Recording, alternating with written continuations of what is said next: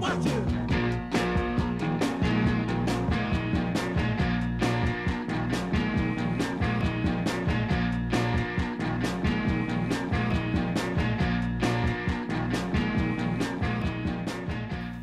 Bienvenue, vous regardez la Tribune des étudiants, l'émission politique proposée par Sciences Po TV, RSP et La Péniche.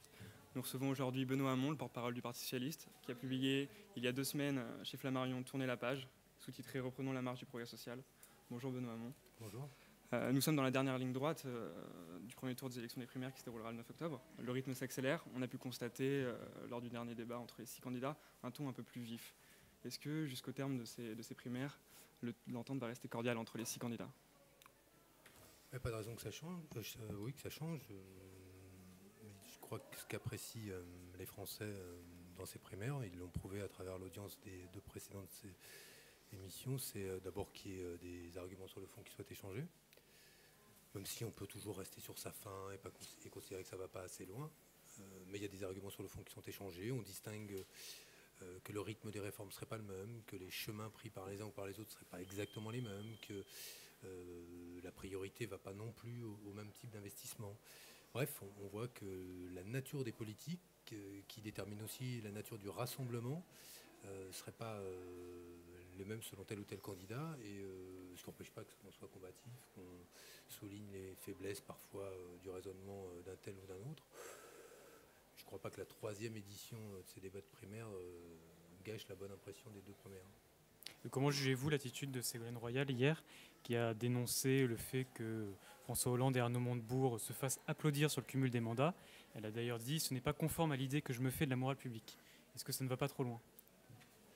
Non, mais elle a constaté un fait, c'est qu'ils cumulent. Mais après, ça ne veut pas dire pour autant que leurs intentions ne sont pas louables dans le fait de vouloir lutter contre le cumul des mandats. Je pense quand même qu'entre Arnaud Montebourg et François Hollande, l'un irait plus vite que l'autre. Mais en l'occurrence, celle qui a été le plus vite et qui les a précédés, c'est Martine Aubry qui a demandé à ce que les députés se mettent déjà en conformité avec cette règle de non-cumul, avant même que les élections législatives n'aient lieu, et avant même qu'une loi ne soit votée en ce sens. D'accord.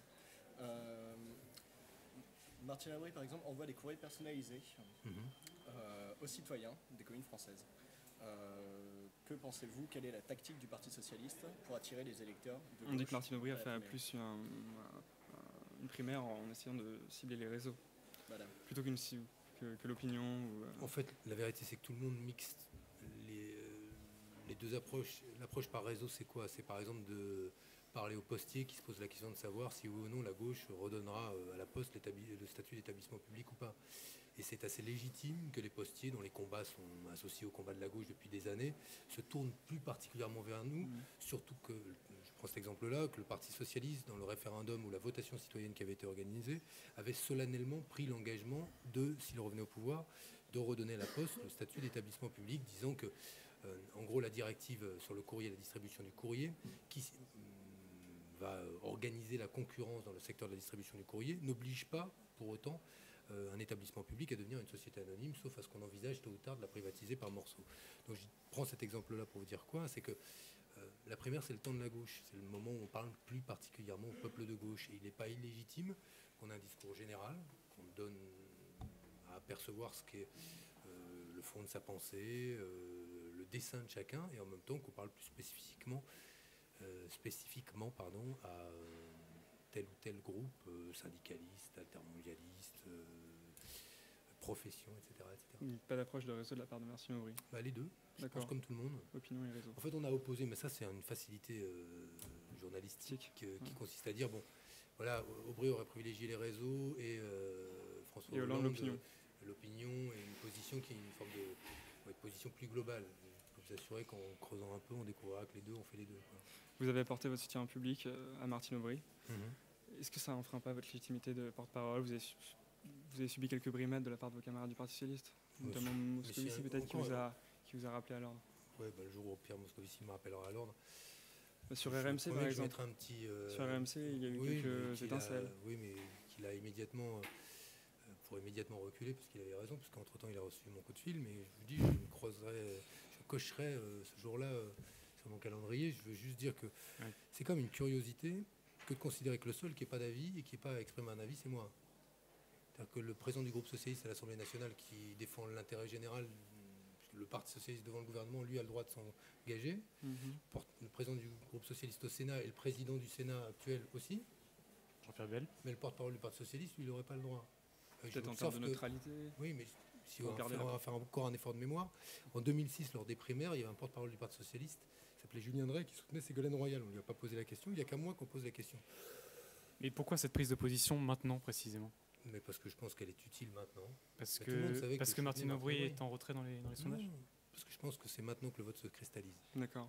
Et justement, vous avez... Dans les 15 derniers jours, il n'y a pas une élection où vous n'observez pas qu'en fait la moitié du corps électoral se décide dans les 15 derniers jours. C'est valable aussi pour une primaire. Je pense que le fait que je m'implique de manière plus visible maintenant est plus utile que si je l'avais fait il y a quelques semaines. Et je rajoute que ça n'enlève rien au fait que lors de chacun de mes points presse, ou de l'expression qui est la mienne au nom du Parti socialiste, là, je m'abstiens de faire toutes sortes de commentaires partisans sur le déroulement de la primaire. Mais ensuite, ça va, tout le monde est assez grand pour savoir ce que je pense sans qu'on fasse une polémique. Et puis, je veux dire, toute la salive perdue à parler de ça nous empêche de parler du reste.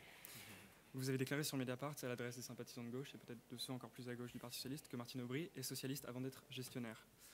Vous ne pensez pas que ce segment-là de l'électorat va plutôt se tourner vers Montebourg que vers Martine Aubry? C'est une hypothèse, ce sera même une réalité pour beaucoup.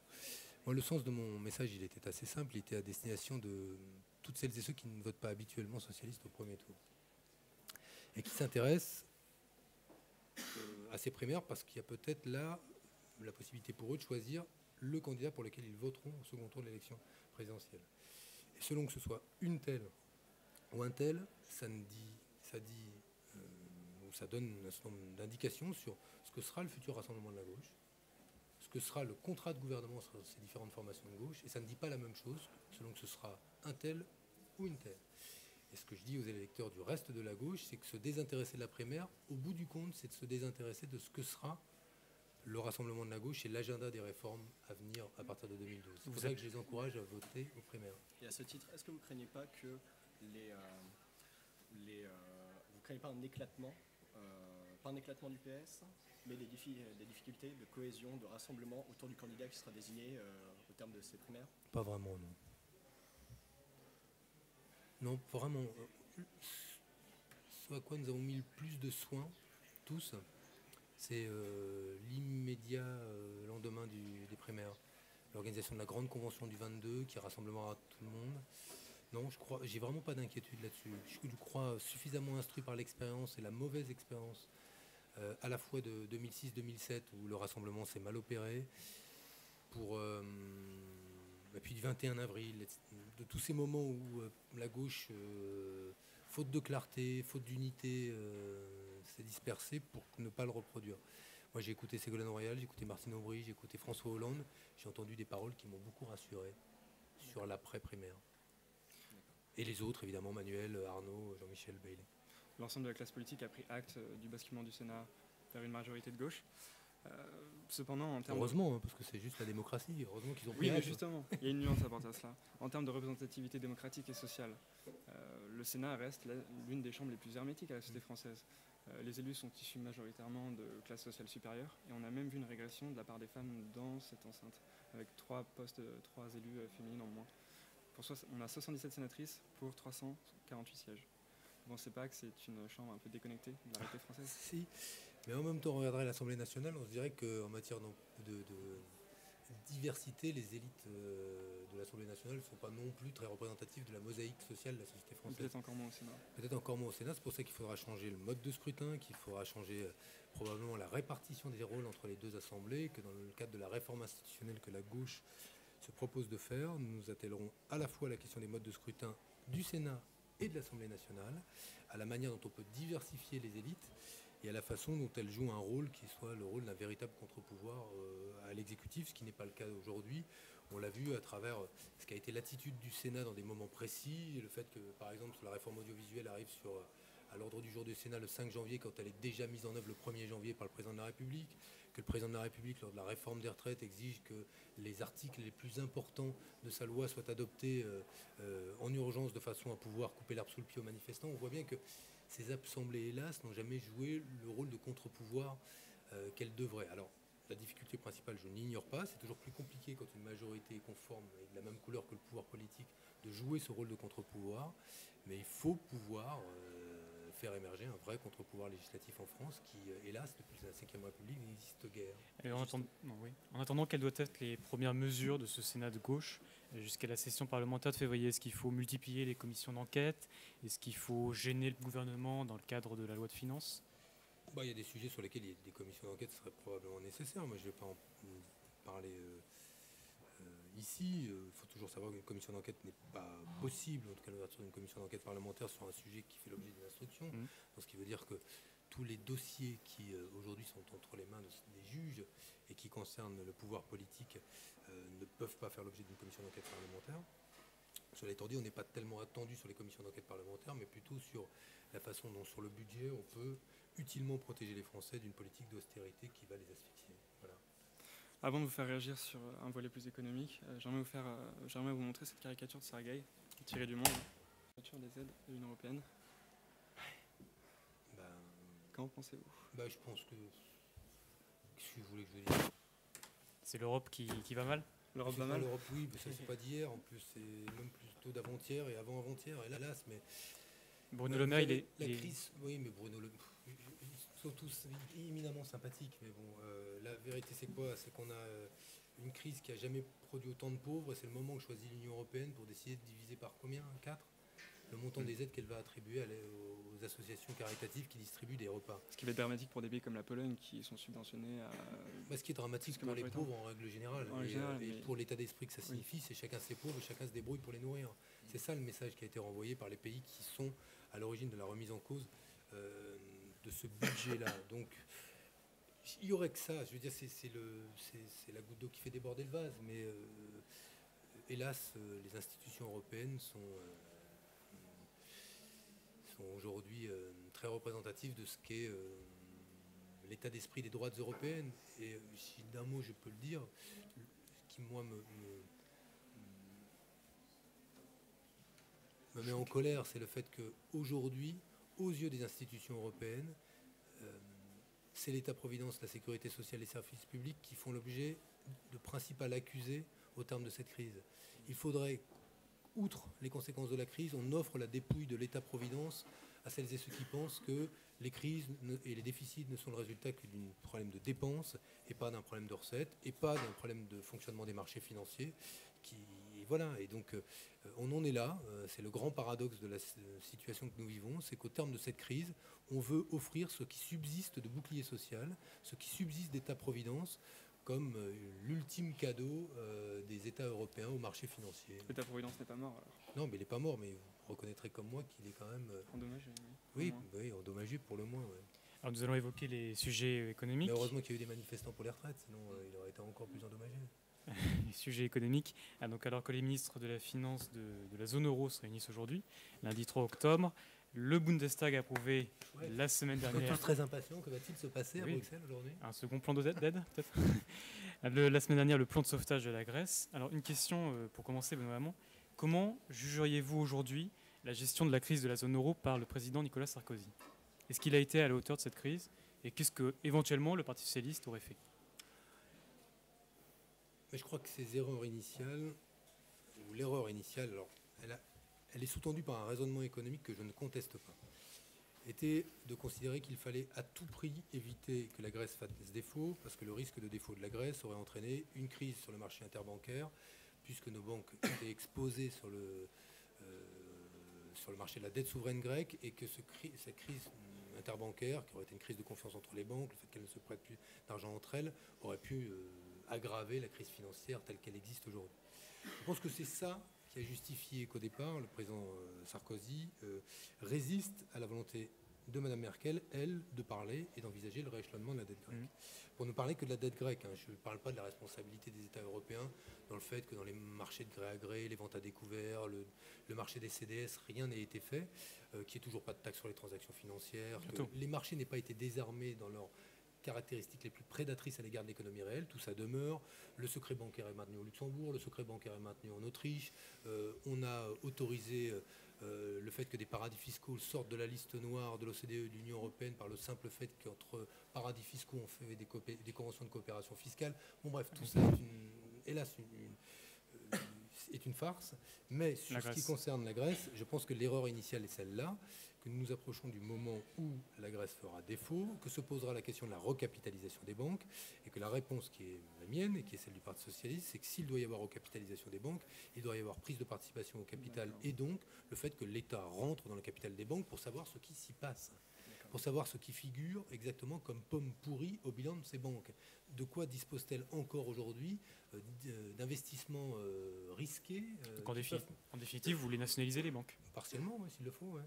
Est-ce que c'est... Je vous fais observer qu'au cours de leurs actions sur les marchés aujourd'hui, ça peut être une bonne affaire pour l'État. Hein.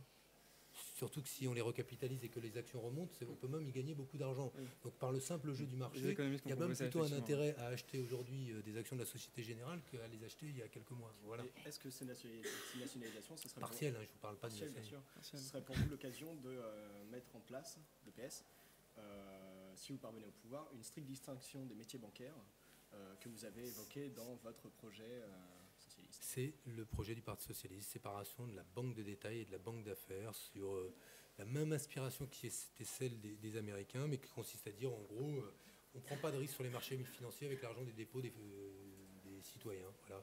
Ce sont deux métiers totalement différents par ailleurs. Hein. Ah oui, le but c'est évidemment de le généraliser aux banques françaises. Hein. D'accord. Et sous quelles conditions? Comment ça, sous quelles conditions? Sous quelles conditions? Est-ce qu'il y aurait un engagement de la part des... Si on dit que c'est deux métiers différents, ici, y a pas de... vous n'allez pas voir les gens leur disant sous quelles conditions on va séparer les deux métiers. On considère que nous, qu'il y a deux métiers différents, celui qui consiste à être un investisseur sur les marchés et celui qui consiste à gérer les économies des Français, et qu'il y a un problème à investir sur les marchés, à prendre des risques, y compris à aller s'impliquer dans des produits aussi complexes que les subprimes, avec potentiellement l'argent des Français. Ouais, c'est tout aussi simple que ça, mais les banquiers savent très bien le faire. Il y a déjà des banques qui sont spécialisées dans l'investissement, les banques d'affaires, qui sont exclusivement des banques d'affaires, et d'autres qui sont principalement des banques de détail. Donc elles vont redécouvrir leur spécialité. Vous verrez en plus dans ce qui est aujourd'hui la logique de consolidation dans ce secteur-là, où les banques s'associent entre elles, on n'aura pas de problème à dégager quelques banques françaises solides dans les deux métiers. Simplement une dernière question sur la convergence économique européenne. Vous faites le défenseur d'une Europe sociale, notamment en favorisant une convergence par le haut. Comment on fait? On impose à la Pologne un SMIC mensuel brut à 1 300 €? Non, évidemment non. Mais l'idée du serpent social, c'est de cheminer. Progressivement, comme pour Maastricht, on a cheminé. On a cheminé progressivement avec l'objectif était de fixer un certain nombre d'indicateurs qui doivent être examinés à parité de pouvoir d'achat. C'est pour ça que pour la Pologne, ce sera pas la même chose que pour la Slovaquie ou pour la France. Mais l'objectif est il y a la différence entre l'Allemagne et la France qui est déjà énorme en matière d'exportation, de balance commerciale. Donc, mais ça, vous savez aussi bien que moi, puisque vous êtes à Sciences Po, pourquoi est-ce qu'il y a une telle différence en termes de balance commerciale? Sur qui l'Allemagne s'est fait son excédent commercial? Sur les Chinois? Voilà, sur nous. Oui. On a creusé nos déficits, tout le monde a creusé ses déficits, elle a construit son excédent. Donc cette convergence est impossible. Mais attendez, vous me parlez de deux choses différentes. Soit on parle harmonisation, on parle d'excédents commerciaux, mais je vais finir avec ça. Non, je vais revenir à vous après. Mais sur la question de l'Allemagne a une stratégie qui est une stratégie construite sous Schröder, en accord avec le patronat allemand et les syndicats allemands, qui consistait à baisser le coût du travail pour redoper l'économie allemande et lui redonner une compétitivité qu'elle n'avait plus. Compétitivité qu'elle retrouve par rapport à ses partenaires immédiats, ceux avec lesquels elle échange le plus, et vis-à-vis desquels elle reconstruit son excédent commercial. Stratégie qui est aujourd'hui remise en cause par qui? Par les principaux syndicats allemands et par le SPD, qui est pourtant le père de ce compromis allemand, avec Schröder. Puisqu'aujourd'hui, le discours de Sigmar Gabriel, le patron du SPD, est de dire la grande erreur politique de la gauche et qui justifie ses faibles scores électoraux, c'est d'avoir baissé la garde sur la valeur travail et avoir accepté de fragiliser et les conditions de travail des salariés et leur salaire. Et leur priorité programmatique, c'est le salaire. Ce qui fait que nous formulons des grands espoirs, s'ils reviennent au pouvoir en 2013, sur le fait que la stratégie économique allemande ne soit plus une stratégie non coopérative. Parce que pour le coup... Ça dépend pas de vous, ça. Ah ben ça dépend pas de nous, heureusement, mais comme ça dépend pas d'eux, ce qu'on Non va plus. faire nous. Voilà, donc on va donner là, en matière de politique économique, mais l'intérêt aujourd'hui du dialogue franco-allemand entre le Parti social-démocrate allemand et le Parti socialiste français, outre les résolutions communes prises à l'Assemblée nationale et au Bundestag, c'est le fait qu'on se mette d'accord sur des textes qui sont des textes qui valent orientation politique Ok. économique Il y a et des, orientation il y a des budgétaire. discussions entre le SPD et le Il y PS. a même des textes signés, des textes que je vous ferai lire avec un grand plaisir, si vous le voulez, mais qui portent justement sur cette question des politiques salariales, en considérant que tant qu'on est dans des politiques non coopératives, on s'expose à des stratégies qui seront des stratégies, d'abord qui ne donneront pas le rendement qu'on souhaite dès lors qu'on n'est pas dans la coopération, mais surtout qui risquent d'être assez hostiles ou rivales entre la France et l'Allemagne. Je rajoute sur les convergences sociales, Oui. l'objectif c'est le serpent social. Et le serpent social, c'est de cheminer, de progresser vers des indicateurs qui sont des indicateurs communs de ce qu'on considère être, on va dire, un modèle social européen viable, mais je rappelle, à parité de pouvoir d'achat, c'est-à-dire en tenant compte évidemment des spécificités économiques et du niveau de développement de chaque État. Très bien. Merci. Maintenant, on va passer à notre troisième thème, qui est un thème société, éducation. Face aux lacunes visibles du système éducatif français, ça a été souligné par le rapport PISA de l'OCDE. Je crois que le Parti socialiste propose une refonte globale du primaire au secondaire. Quelles sont les pistes de réflexion justement pour refonder l'ensemble de ce système? Les trois priorités serait qu'on met en avant, c'est maternelle primaire, avec là de gros moyens concentrés sur la maternelle et le primaire. La maternelle avec le droit à la scolarité dès 2 ans. L'objectif est une socialisation la plus précoce possible, notamment des enfants issus des quartiers difficiles, parce qu'on considère aujourd'hui que plus la scolarisation et la socialisation est précoce, plus les chances de lutter contre et de saisir les inégalités à la racine sont fortes. Alors évidemment, ça ne sort pas de nulle part, c'est validé par évidemment plusieurs travaux universitaires dans ce domaine-là, et puis par des expériences ailleurs, mais on choisit le droit à la scolarité dès 2 ans. Aujourd'hui, on est dans une réalité de la scolarité obligatoire, pas obligatoire, mais une scolarisation à 3 ans, très rarement avant 3 ans, et dans des conditions d'ailleurs de plus en plus difficiles. On veut donc ouvrir cela et mettre le paquet sur maternelle primaire, en pensant qu'il y a là d'abord un enjeu, qui est un enjeu assez lourd, en matière d'apprentissage de l'écriture, du calcul, de la lecture, et qu'il y a des savoirs fondamentaux. Il existe déjà ce socle commun de compétences. Oui, mais le problème, c'est-il bien appris et bien maîtrisé? Est-ce que ça pourrait passer par la remise en cause du collège unique? Non, pas à ce stade, mais on veut faire du collège non plus l'antichambre du lycée, mais un moment qui est un moment où les passerelles entre le primaire et le collège, et le collège et le lycée soient plus claires et que les ruptures soient moins dures qu'elles le sont aujourd'hui. Les 2 autres priorités du PS sont les zones d'éducation prioritaire, à côté du primaire maternel. Et la 3e priorité, c'est la revalorisation du métier d'enseignant. C'est évidemment le retour à une année de formation minima préalable à l'entrée sur en quelque sorte à l'école. Et la curiosité, on le répète à chaque fois, mais c'est que le seul métier qui ne s'apprenne pas est celui d'apprendre quand même aux autres. Et aujourd'hui, ça ne s'apprend plus. Le métier d'enseignant, c'est quand même... et on ne peut pas considérer que des savoirs disciplinaires suffisent à faire de vous un bon prof. Ça se vérifie toutes les semaines. Cela. Et puis la revalorisation, c'est aussi la revalorisation du métier, de la carrière, donc il y aura une question de salaire. Voilà. En augmentant le nombre d'heures hebdomadaires? Si c'est nécessaire, oui, mais il faut laisser une grande autonomie aux établissements. Nous considérons que là où il y a des mômes qui nécessitent d'avoir plus d'encadrement, il faut que la communauté éducative dans l'établissement puisse apporter les bonnes réponses, tant en termes d'encadrement, de nombre de profs, ou de nombre d'élèves par prof, qu'en matière de projet éducatif. On veut que le cadre de l'établissement, pas le chef d'établissement tout seul, mais l'ensemble de la communauté éducative ait le souci de différencier l'approche qu'on peut avoir dans chacun des moments du cycle scolaire, prendre en compte les besoins de chaque élève. Voilà. Et au-delà du lycée ensuite, le PS souhaite approfondir et poursuivre la réforme sur l'autonomie des universités. On va faire un bilan de tout ça. C'est un succès cette réforme? Je crois pas. Non. Elle est saluée par les chefs d'université? Oui, mais ça se saurait si les présidents d'université détenaient l'essentiel ou tout le savoir en matière... Ah oui, ils sont contents.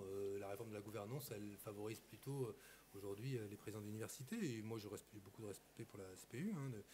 Mais il y a un bilan très contrasté qui est fait aujourd'hui de cette réforme-là et qui justifiera de notre part qu'elle soit réexaminée. Voilà. Mais une proposition sur l'aide sociale étudiante prévoit aussi la création d'une allocation d'autonomie qui concernera chaque étudiant. En tout cas, elle est universelle sur le point de départ, mais si vous êtes riche, vous ne l'aurez pas.